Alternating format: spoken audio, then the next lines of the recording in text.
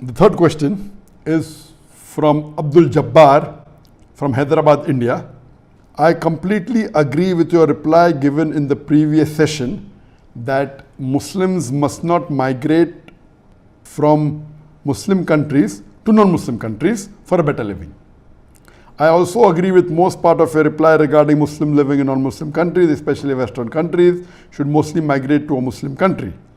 What are your views regarding Muslims living in India, since India was previously ruled by Muslims? And I would like to thank Brother Abdul Jabbar for asking this question.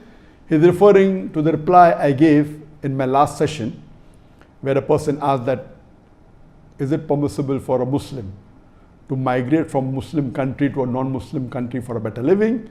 And I will just repeat in short, and I said it is not permissible for a Muslim to migrate from a Muslim country to a non-Muslim country for a better living, unless it is for education. He can do for that couple of years of education and come back, or if he wants to do dawah and he wants to become a full-time da'i, going as a da'i and giving dawah in a non-Muslim country is permissible, but for no other reason, for a better living or so that you can get more money or you can have a luxurious life, besides these two reasons, for a better living or anything else, it is not permissible for Muslims to leave a Muslim country and go to a non-Muslim country, especially referring to the Western country.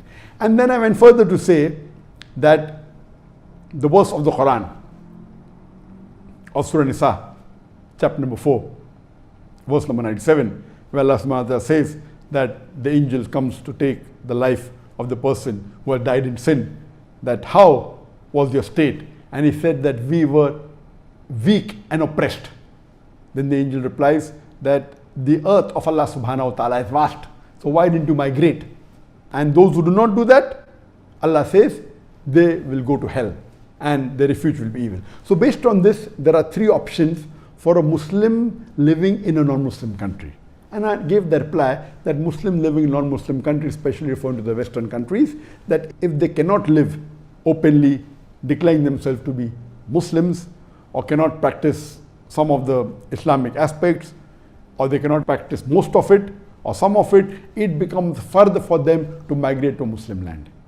The second category, those Muslims living in a non-Muslim country where they can freely practice Islam and they have no problem at all, and they can call themselves Muslims, they can do all the fara'id, there's no restriction at all.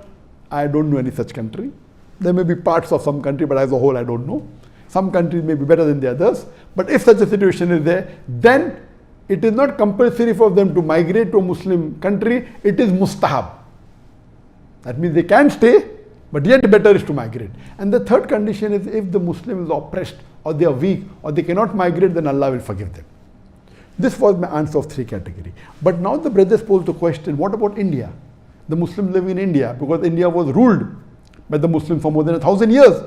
So does India also come in the same category as a Muslim country? And that's a very important question. And Jazakallah for asking this question. There are some countries, and one of the good examples is India, that India was ruled for 1,000 years. And the population of India, approximately more than 1/3, about 40% of them were Muslims. Then the Britishers come, and they come saying that they don't do business, but they want to control India. They started ruling India, and then when they left, they created a division amongst the Indians who were living very peacefully. Even though the Muslims ruled India for about 1,000 years, the Mughal. If the Muslim rulers would have forced the non-Muslim to accept Islam, there would not have been any non-Muslims alive in India. Many accepted Islam because they liked Islam. Many people remained as non-Muslims, and there was no problem. But the Britishers, they had a policy of divide and rule. So when they left, they divided India into three parts, and they divided the Muslims especially, and 1/3 of the Muslims went to Pakistan, 1/3 went in India, 1/3 went to Bangladesh. They didn't give one country, they gave two countries, and Bangladesh and Pakistan, which was known West Pakistan, East Pakistan, they split. So now Muslims are divided into three. In India, a little bit more than 1/3 remained, maybe about 37, 38, 39% remained in India. 1/3 went to Pakistan, about 33%. Less than 1/3 went to Bangladesh, about 29, 30%. But if you add all together, Muslims are 40%. Now when partition took place, India declared itself to be a secular country. It didn't declare itself to be a Hindu country.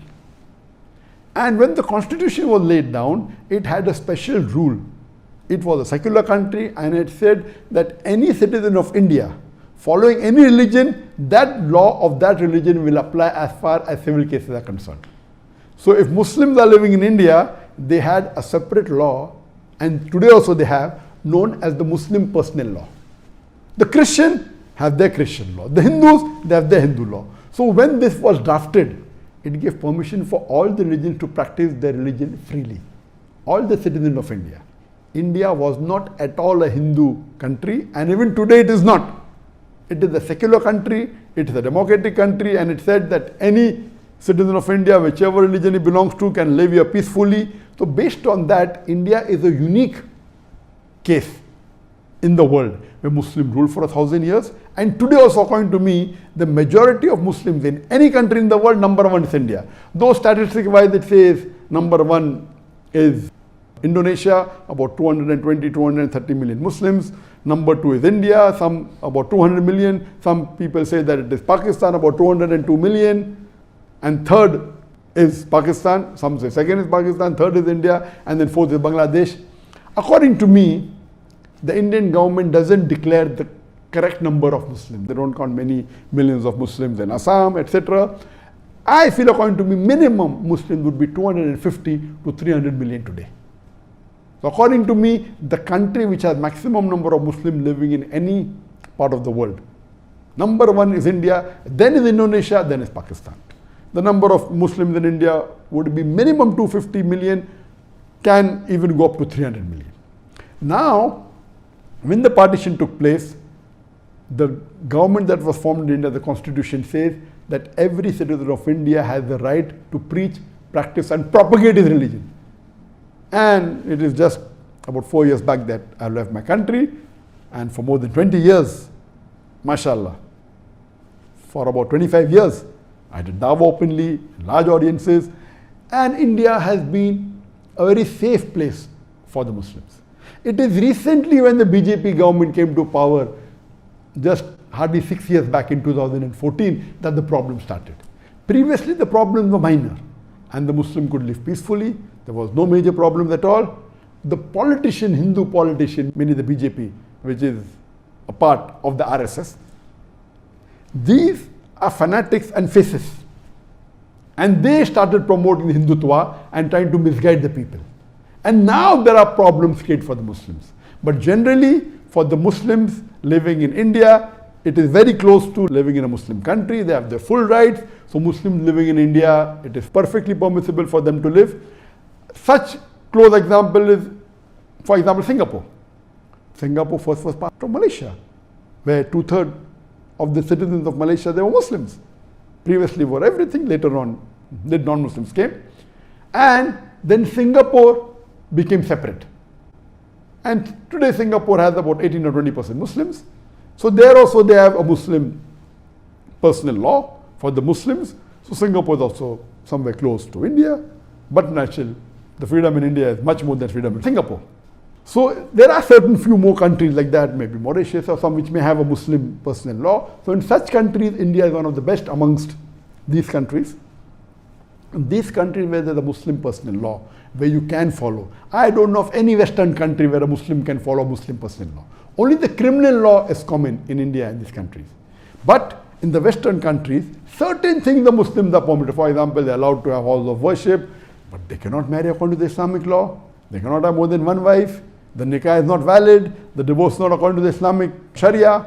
Inheritance is not according to Islamic Sharia. You can will it, that's a different case. And neither can you openly practice your deen as you can do in India.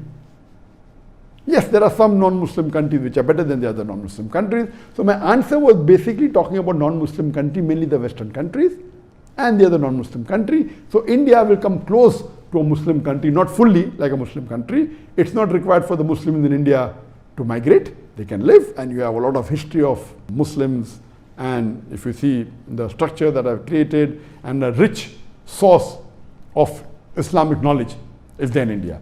So, but natural, Jazakallah for asking the question. This is a different case altogether, like in India and other few countries of the world. Hope that answers the question.